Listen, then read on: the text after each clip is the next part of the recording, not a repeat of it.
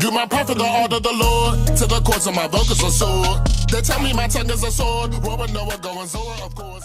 Hey man, God damn, it's a beautiful day out here. It's your boy Mugen the Diamond Lion coming to you live from the Diamond Lion Sports Podcast. A couple people sending me a couple of clips from this recent interview with Aiden Ross and Jake Paul, and they were able to get Ryan on the line, bro. And I've been peeping all the stuff going on with Ryan, and I've actually been trying not to really speak on too much of it, bro. But a couple things alarm me about this particular situation, y'all. If y'all want to know my thoughts on Jake Paul versus Mike Tyson, his upcoming fight, make sure you just go to the other video that just came out. You know what I mean? If you want to get on that, but that's not what we're here to cook on today. Ryan made a very interesting statement, which was that he feels that if there is no circumstantial evidence to prove that he needs to be to have a psych evaluation, that he's not going to do one, and that the fight's apparently still going down. He's calling Devin Haney pillow-fisted and this, that, and the third. And listen, y'all. As I stated in my last video, I'm a casual boxing guy, right? I don't know too much about boxing. You heard me? My whole thing is, this dude put all the stuff to the side. I don't care if you believe what he's saying. I really don't care if you believe what he's saying. Personally, I don't, because I just don't know how a human being is tied up and records at the same time. I wasn't aware that our arms and legs and our hands and things work that way. I thought that when you got tied up, you were restrained. I didn't know that you could record while being restrained, but that's a different story for a different day. My problem with this situation as a whole is that the dude seems as unfocused as any fighter that I've ever seen before a big fight. He is as unfocused as I've ever seen anyone before a big fight.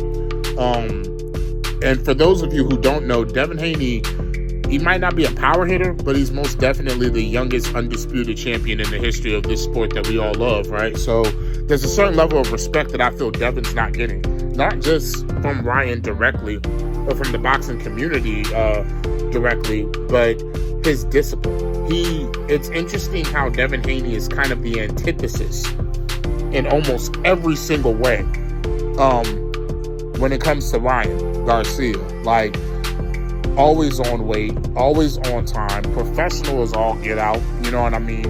Preparing like a madman. His head isn't in too many different places. You can tell he's focused on his fight. He's focused on his production company. He's focused on his brand. Meanwhile, Ryan's over here talking about, look, man, I'm gonna keep certain stuff out of this video because Ryan over here talking about something. He got kidnapped and forced to watch debauchery, essentially, but he somehow got it all on his phone and he doesn't want to release it. Listen, man, just say you're scared. Just say you're scared. A lot of people getting hit with the okie doke, bro.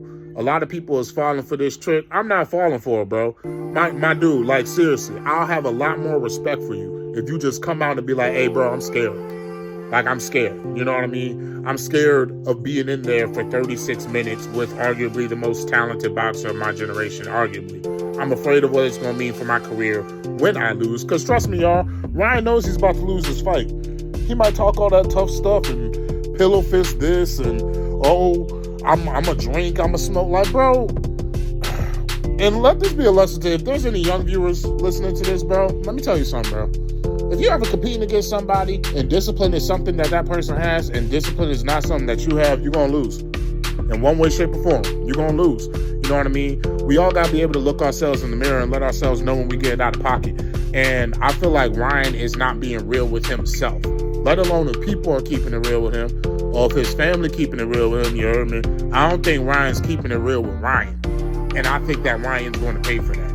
If he even makes it to this fight, which I ain't gonna lie to y'all, bro, I don't really believe he is. I don't believe he is. Y'all let me know in the comment section below if y'all think Ryan's gonna make this fight, if y'all think that this is all much to do about nothing. But I'm telling y'all, bro, out of all the fights that I've seen, bro, in the UFC and in boxing, I don't think I've ever seen somebody this unfocused before. And I feel he's going to get knocked out. I don't think he's just going to lose. I think he's going to get stopped late in pretty spectacular fashion. I don't think he's treating his body well. I know for a fact he's not treating his mind well. and he's too all over the place, way too all over the place. It's almost giving off psychosis vibes. Like, this dude just ain't really, he's not all the way there right now. And he should want to help himself if nothing else. And I just don't see where disrespecting Devin Haney or where engaging in extracurricular activities right before the fight, I don't see what any of that does, you know what I mean, to benefit him. I don't see somebody that's loving themselves. I don't see somebody that's treating themselves the right way to give themselves the best chance, you know what I mean, to beat an extremely talented, in my opinion, future Hall of Famer. You know what I mean? You're going up against a future Hall of Famer. And in my opinion, against Tank, he quit.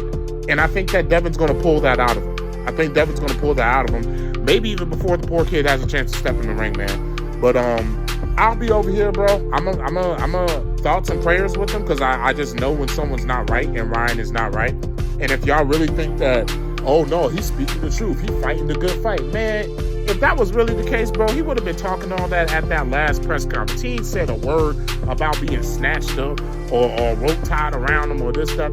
Man, he won't talk about none of that, bro. He won't talk about none of that. And y'all gotta learn how to sniff out liars, man. Y'all can't keep, people will say anything, bro. People say anything. You know what I mean? The dude is scared. The dude is scared. The man in trouble. And everything else that everybody talking about is a giant distraction from the fact that Ryan about to get his ass whooped.